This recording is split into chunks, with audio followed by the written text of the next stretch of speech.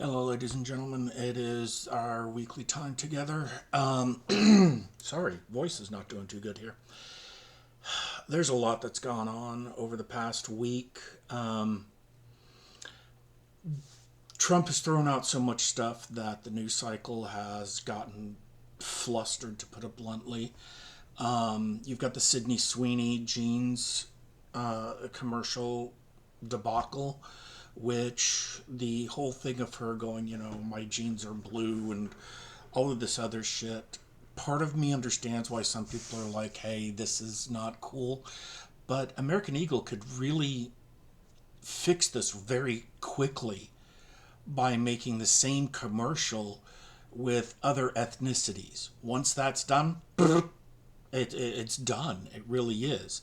And that's only one of the commercials. There's a lot of others that she's done with this. So I really think that the kerfuffle over it is silly.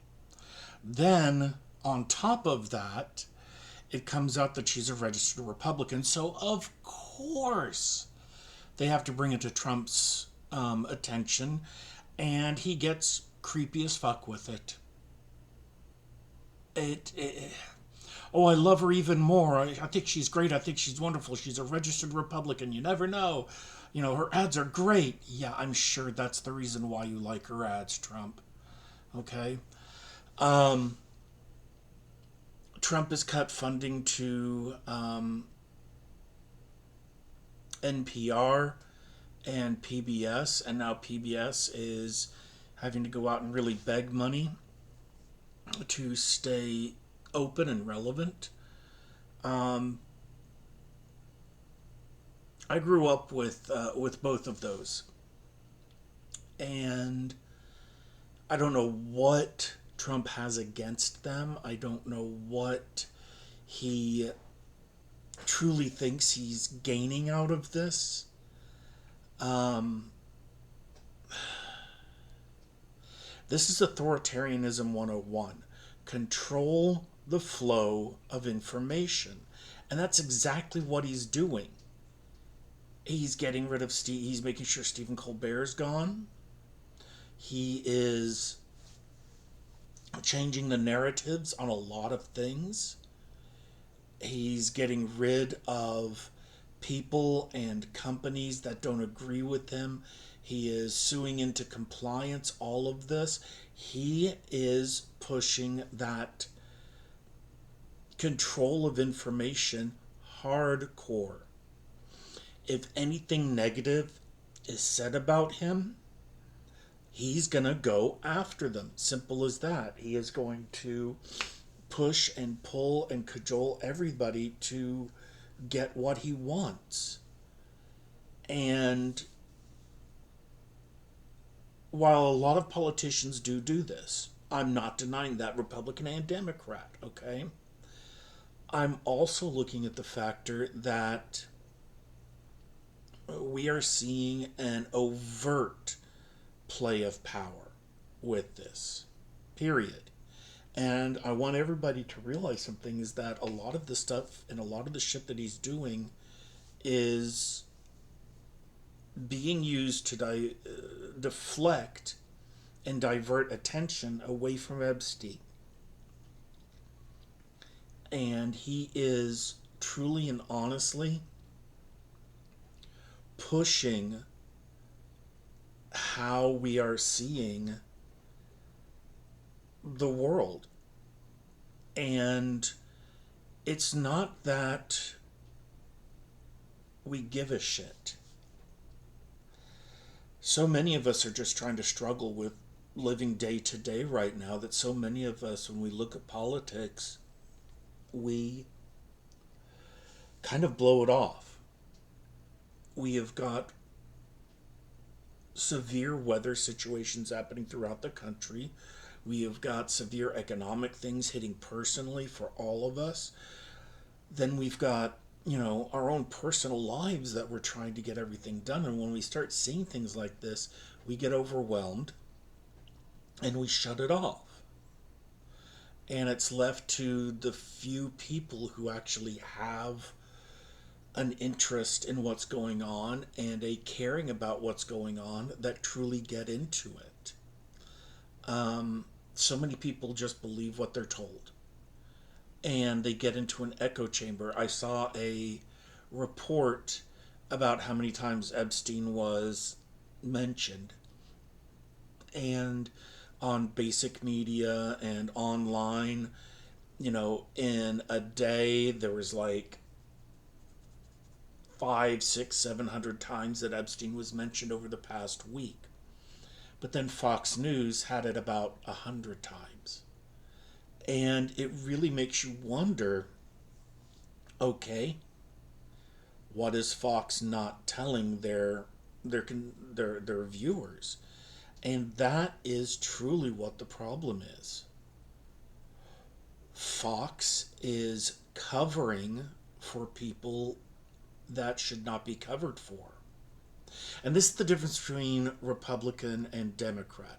Republicans cover things up. They don't want things seen. They don't want to be punished for power grabs. Democrats will call each other out like that. If somebody screws up and somebody does something, bad, Democrats are all over it. And Republicans will pile on as well. Look at Mendez, I think is what his name was, the Democrat who was obviously taking bribes and getting kickbacks and stuff like that. Republicans and Democrats were all over him saying, this is wrong, you shouldn't do this, resign, get your ass out. But then you have all of these Republicans that are screwing things up left and right, and they get covered.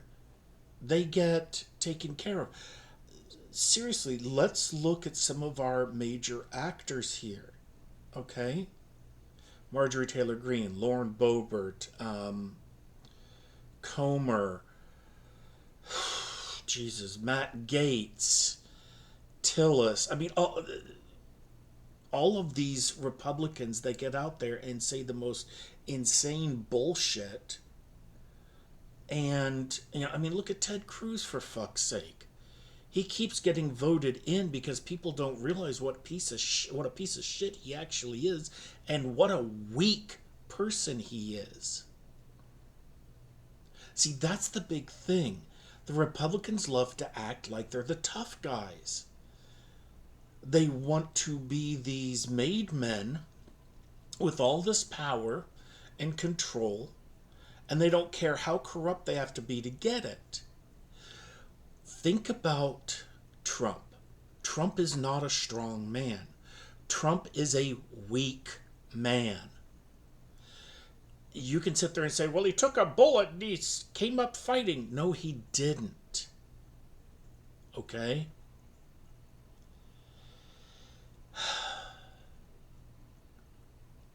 Trump bullies. Bullies are weak. Trump really attacks and accosts anybody who disagrees with him. That's not a weak man. That's not a strong man. That's a weak man. A strong man listens to somebody, what they have to say about them, and self-reflects. Somebody says something about Trump and he's automatically on the attack. His ego is too big. He wants to be Al Capone. He wants people to fear him and do exactly what he tells them to do. I would not be surprised if the cameras weren't there, that he would get his cabinet together and walk around with a baseball bat. And then if Pam Bondi, is still flubbing up on stuff, beat her to death with a baseball bat and put a new person in. If he could get away with it, he would. Simple as that. He is not a strong man. He is a weak dictator. He wants all the power. He wants everybody to be sycophants and kissing his ass. And as soon as somebody asks him a question he doesn't like, they're nasty, they're offensive, they're crappy at their jobs. Look at every single time somebody asks him somebody from the media asks him a direct question about something. It says, "Hey, what about this?" Well, that's a nasty question. You're a nasty person. You're fake news. He attacks. He never answers the question either. And that's one of the things that you're going to find about him is that his first term, he knew everything. I'm the best at everything. I know everything. Now, he's using the opposite tactic to feign innocence on all the shit that's going down. Oh, I didn't know that. You need to ask somebody else about that. I didn't know. I found out about it just like you did. And he said this on a number of occasions. This is ludicrous. It really is. And people need to start understanding how dangerous this can be. He's pulling the Reagan defense, in all honesty, and trying to throw other people under the bus. I don't know. I don't know. And I didn't do it. I wasn't there. I didn't do it. He automatically denies everything. He just had ordered NASA to bring down satellites that record and study the Earth's atmosphere and the climate change and weather patterns with it. Now, why would he do that unless he wants to control the flow of information? This is reliable facts that farmers need so that they can plan crops, so that they can plan food. But the problem is that it goes against Trump's narrative. And because it goes against his narrative, he doesn't want that information out there. Look at the Bureau of Labor Relations, the BLR, I think is what it was. Because the person in charge revises the data to what it accurately depicts, he fires her. Because he didn't like the numbers, because it doesn't make him look like the God Emperor that he wants to be. He fires her. He is afraid of the truth. And the truth is, he sucks. People are getting tired of this. We're 7 months in now. And the truth is, people are starting to realize what type of shitty leader he is and what they don't like. What they're seeing they don't like. And that's the truth of it. Simple as that. And too many people are making excuses for him, are covering for him. If people would just stop making excuses and stop covering for him and say, nope, you're on your own. You told me to do this. This starts and stops with you. And here's the thing. If he's trying to save money with getting rid of the satellites, getting rid of NPR and PBS, then why is he spending $200 million on a fucking ballroom? He's already concreted over the Rose Garden.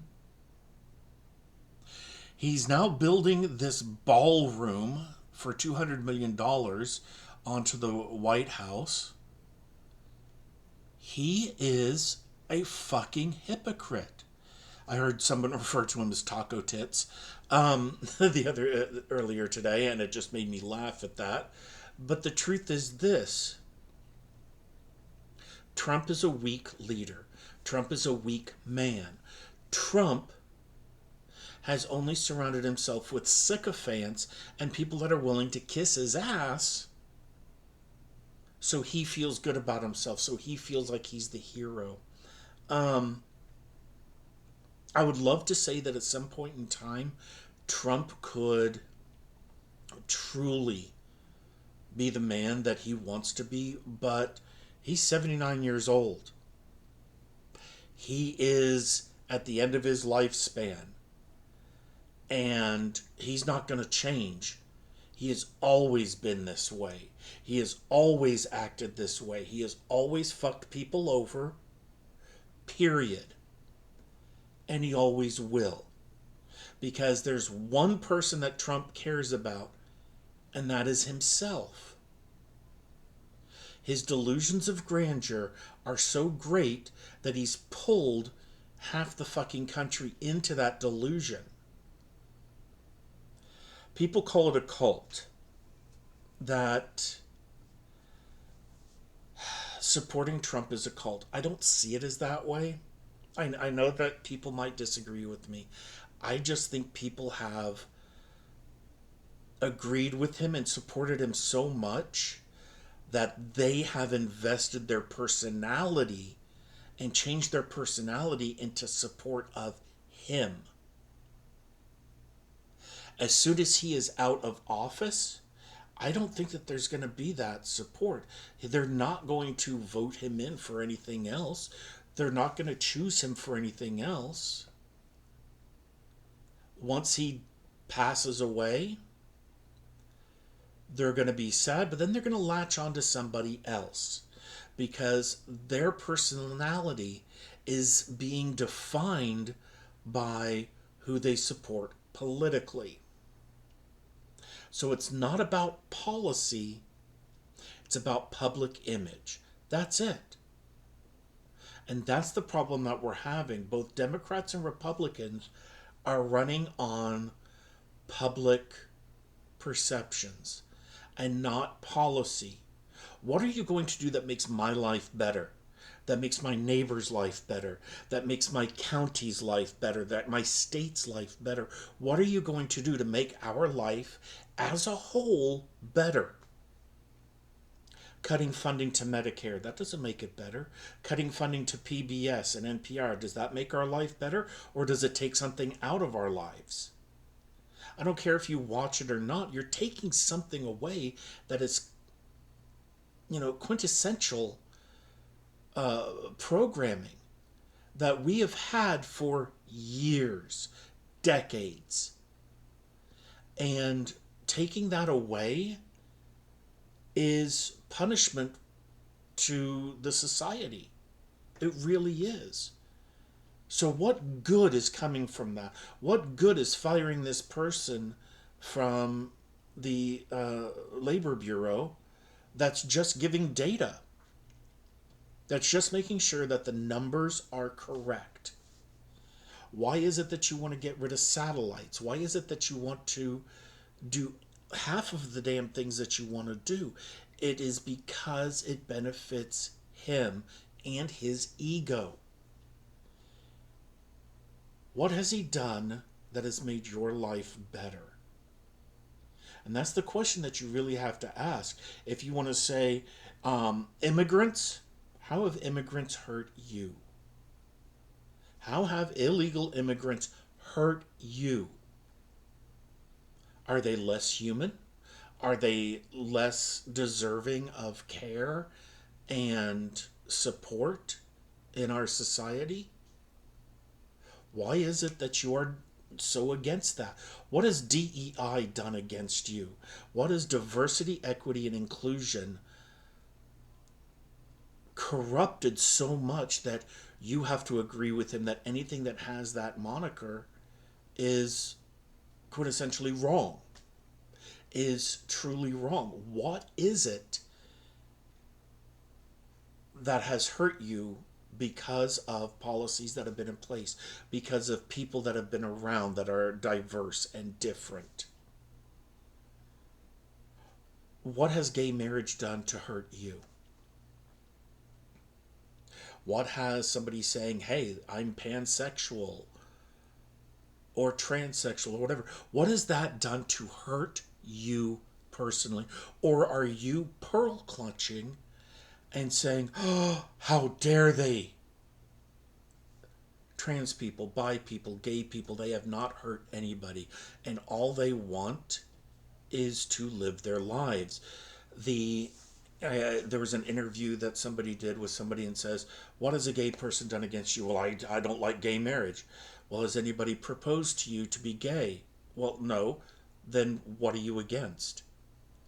That's the biggest thing, is that people want to project their insecurities on others. Every single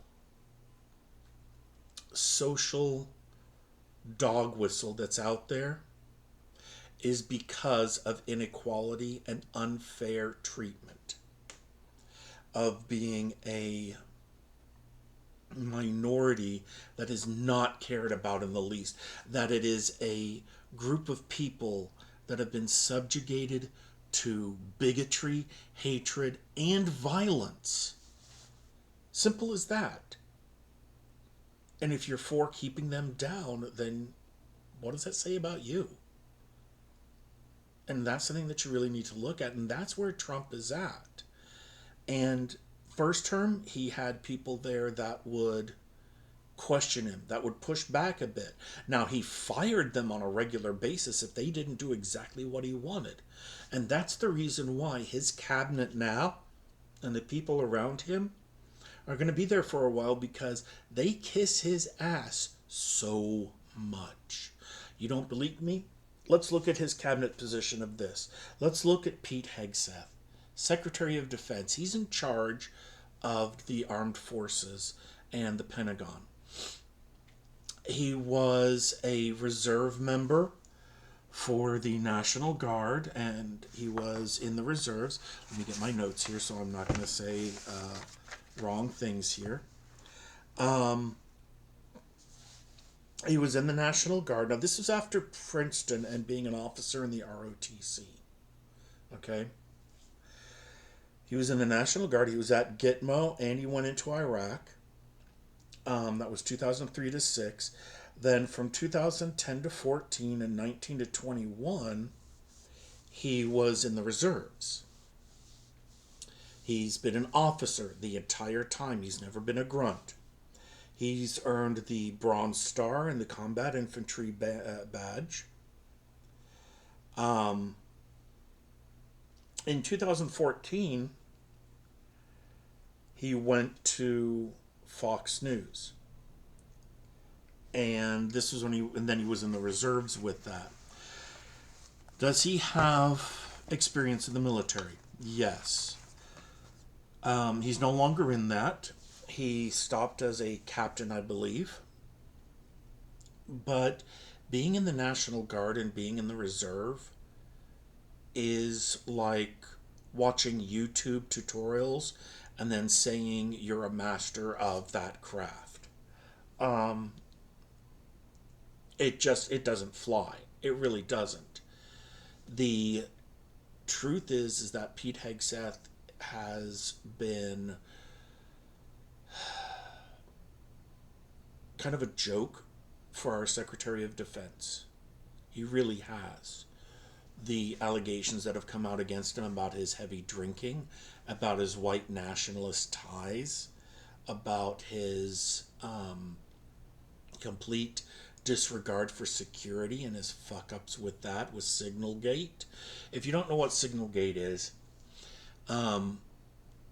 there's a communication using a program called Signal that's supposed to be able to be encrypted and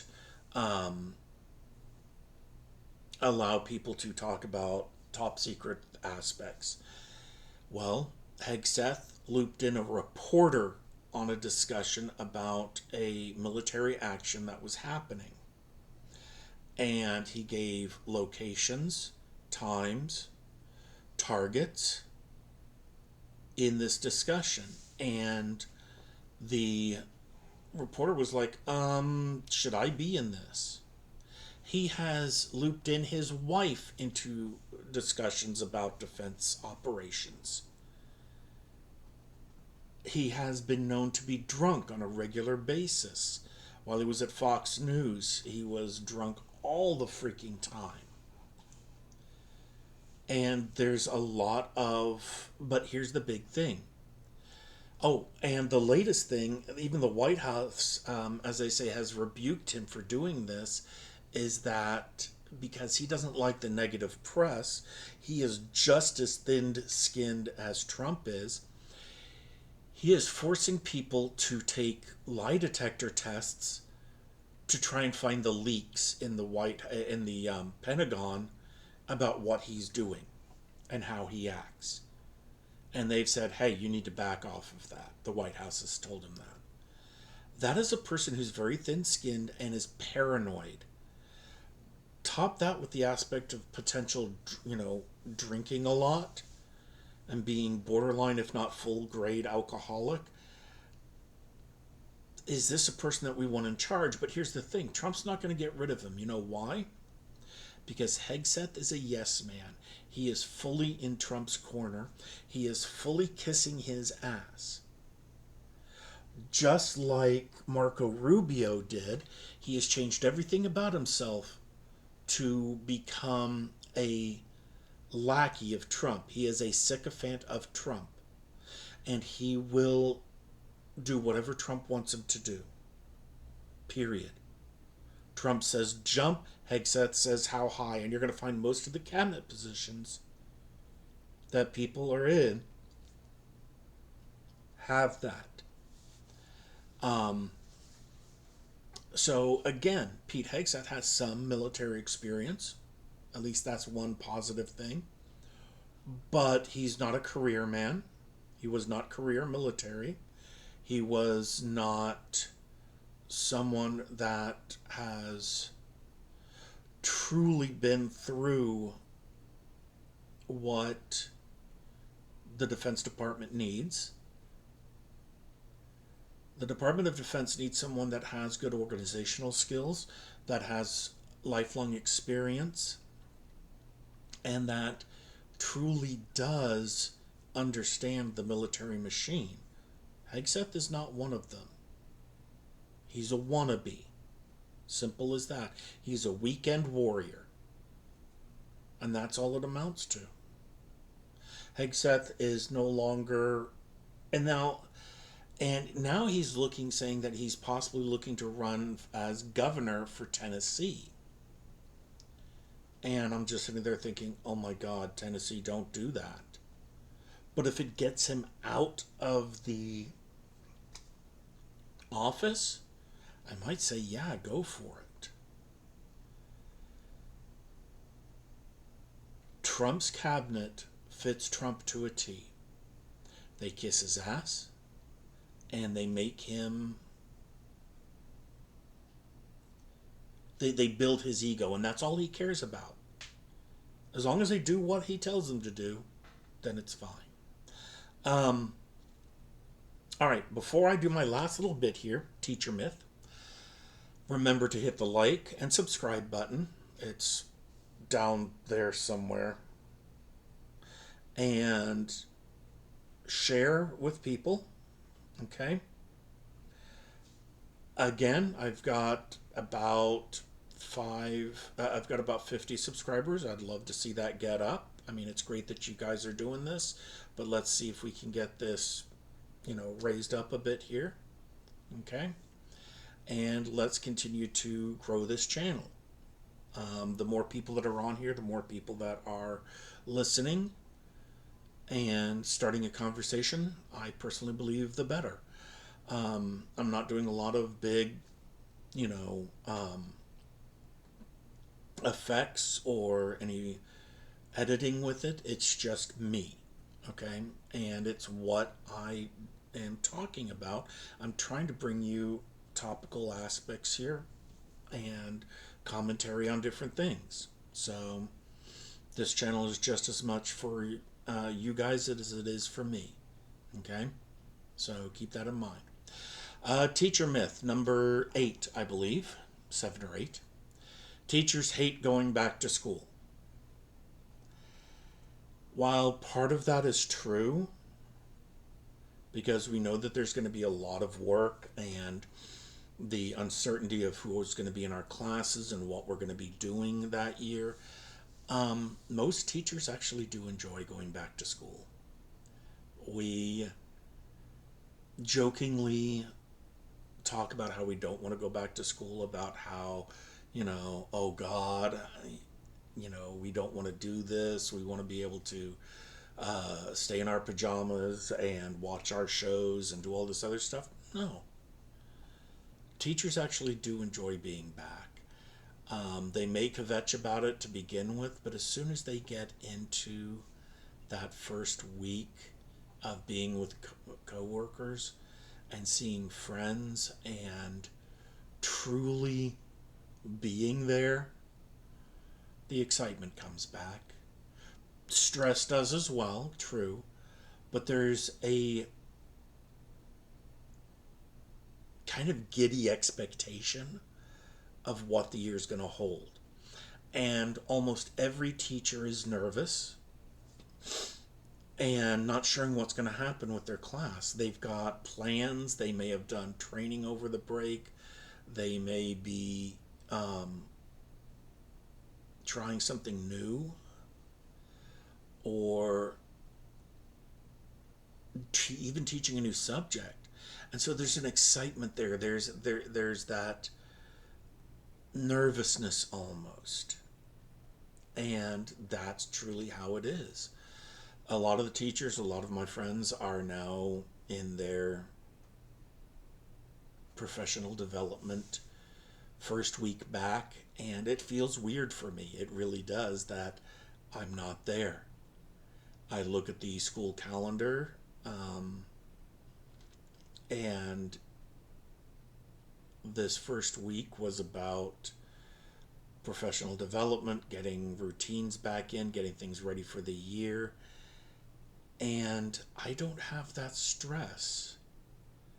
I, of course, support my wife, who's doing that right now and doing whatever I can to help her out. But the truth is that I'm good. I don't have to worry about that stress. I don't have to worry about a bunch of meetings and other things like that. And my heart and hope for all the teachers this year is that you have a great year. But let's be honest, guys, I'm kind of glad that I don't have to do that right now. So, all right, as usual, like and subscribe, share, hit the notifications button, all of that. And until next time, you have a great and wonderful week.